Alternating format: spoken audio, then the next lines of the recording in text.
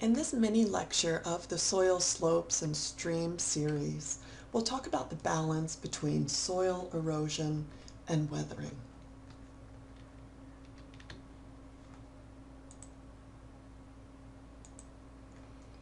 We'll focus on processes such as erosion, soil production, and weathering that can help maintain soil at Earth's surface. But these are both destructive and constructive processes that build or take away soil, and their balance controls the mass and thickness of soil.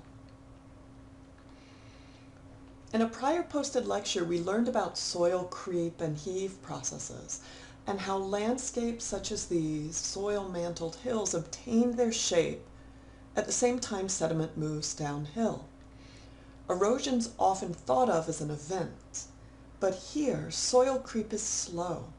In systems such as this, one might never know erosion is steadily and constantly occurring. But vegetation, animals, wind, water, and ice are always acting on the soils and rock. At the same time soil is eroded in a system such as this, it's being created. To think about soil mass balance and sustainability, we first have to consider the processes that act on it. And we've talked about some of these. Weathering breaks up, alters, and dissolves minerals, converting rock into regolith and soil. And at the near surface, material is eroded and transported downslope. Let's consider the soil on a slope where the past couple of mini lectures have taken place. Here, we picture the soil as a continuous mantle across the length of the slope. Ice, tree fall, and bioturbating organisms transport soil downslope through heave processes, a type of soil creep. Pick a point on the slope. As soil is transported, it moves past this point, in and out of the box shown. Remember, we learned that transport processes are slope dependent, and slope is increasing. If slopes steepen and less enters than leaves, then we have erosion. This acts to lower the surface. At the same time, chemical and physical weathering are occurring. Roots are extending down, water percolates, and gophers are scratching at the bottom. These help to thicken soils at their base. If soils erode faster than they are produced by weathering, then the soils will thin. So keeping soil at the surface means some balance between the soil eroded and transported by tree fall, ice heave, bioturbation, and water flow, and the processes that produce soil, such as trees rooting and wedging in, ice growing and prying apart rock, gophers scratching at the bottom, and water dissolving minerals and transporting them. The production of soil, which is rich in nutrients and minerals, organic matter, and organisms, is slow. And what might seem to be a delicate balance required to maintain it on slopes such as this might not be so surprising when we consider two important things. Firstly, look at the list of processes. The vegetation, animals, ice, and water that play a role in weathering rock. They produce soil and they also erode it away.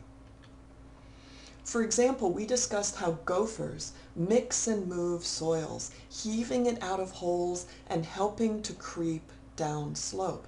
But sometimes they also dig deep enough to scratch at the weathered rock beneath and bring it into the soil profile. Check out this photo I took. It's a meter deep into a soil pit. The speckled black and white material there in the center is what we call saprolite. It is weathered rock. It looks like rock. It has a rock structure, but it's weathered enough for me to dig into it.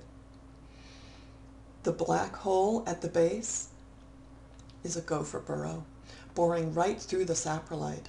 And when I found it, it was full of gopher poop. So this amazing little gopher has produced soil. It has buried and stored carbon in its poop at the bottom of the soil, and it's moved material downslope, all at the same time.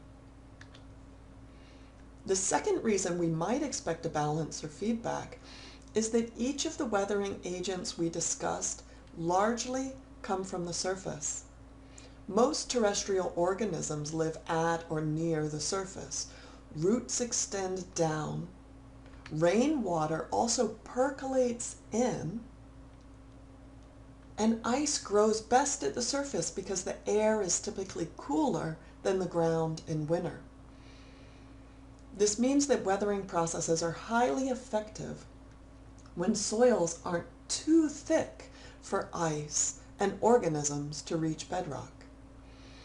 So if erosion slowly outpaces weathering and soil's thin, then weathering can kick into gear. Or if weathering processes thicken soils faster than erosion can keep pace, then eventually they will become less effective and slow. This means that there's a feedback by which erosion and weathering help to maintain mobile and weathered soils on slopes, such as those seen in the picture. There's a feedback between erosion, weathering, and soil production. This helps to maintain soils at much of Earth's surface. The balance, though, can get disrupted. Erosion isn't necessarily slow and steady, and weathering isn't always effective.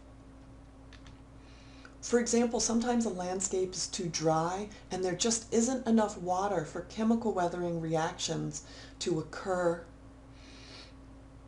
Sometimes mountains uplift so fast or so high that glaciers grow, rivers cut down, or landslides rip up slopes. Sometimes there are big disturbances such as fire, and sometimes humans disrupt this balance. This is incredibly important when we consider how much we rely on soils and their essential ecosystem services. In the follow-up mini-lecture, we'll look at a couple case studies that highlight some of these disturbances and why soils matter so much.